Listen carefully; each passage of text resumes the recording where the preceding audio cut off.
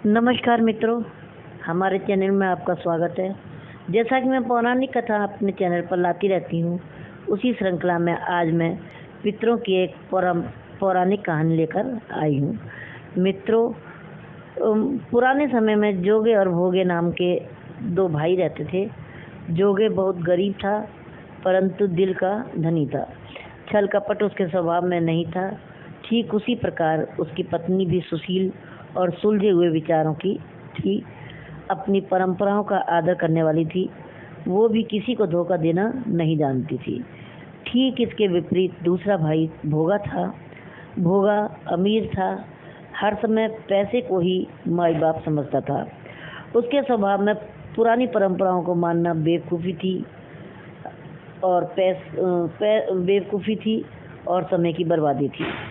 पैसा कमाने की धुन हर समय उसे लगी रहती थी, तो उसका स्वभाव अभिमानी भी हो गया था। ठीक उसी प्रकार उसका स्वभाव, उसके समान ही उसकी पत्नी का स्वभाव था। वो अभिमानी स्वभाव की थी। दूसरों से अपना काम कराना अपना अधिकार समझती थी। दूसरों की परेशानी की में कभी काम नहीं आती थी और कोई ना कोई बहाना बनाकर परेशान उस दूसरों की समस्या से दूर हो जाती थी।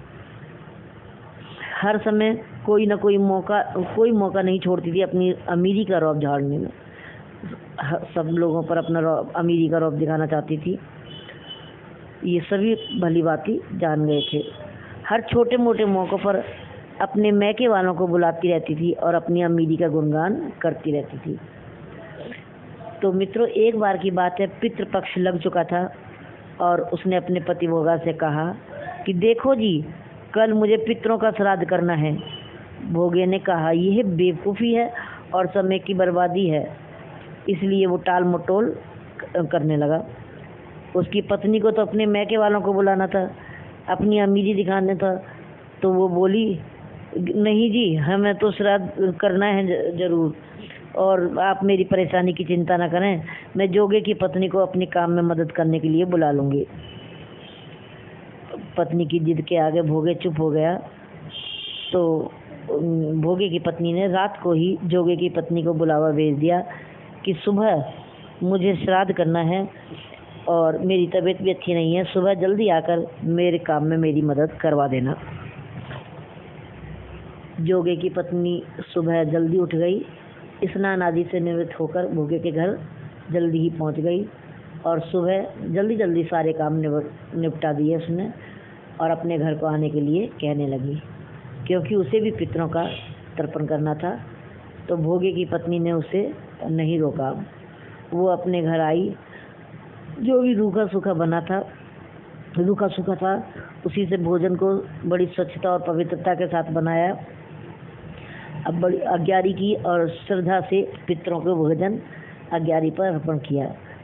उसमें कोई पकवान नहीं थे, रूखी सूखी रोटी थी और गुड़ की डली के साथ थोड़े से गुड़ के साथ अग्यारी पर अर्पण कर दिया। अब पितरों की बारी थी।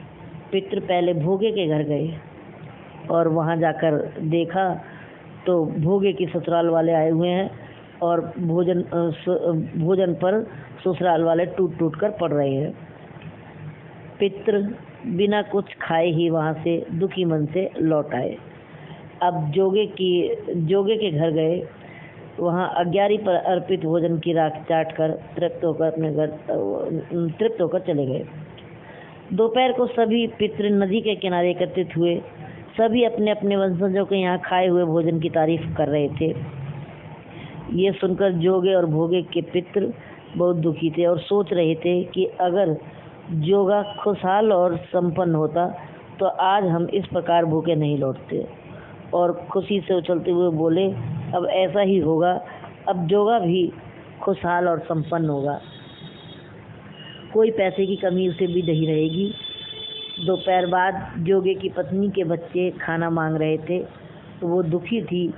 उसने बच्चों से कहा, जाओ बड़ी वाली कुंडी पलट कर देख लो, जो कुछ हो सभी मिल बांट कर खा लेना।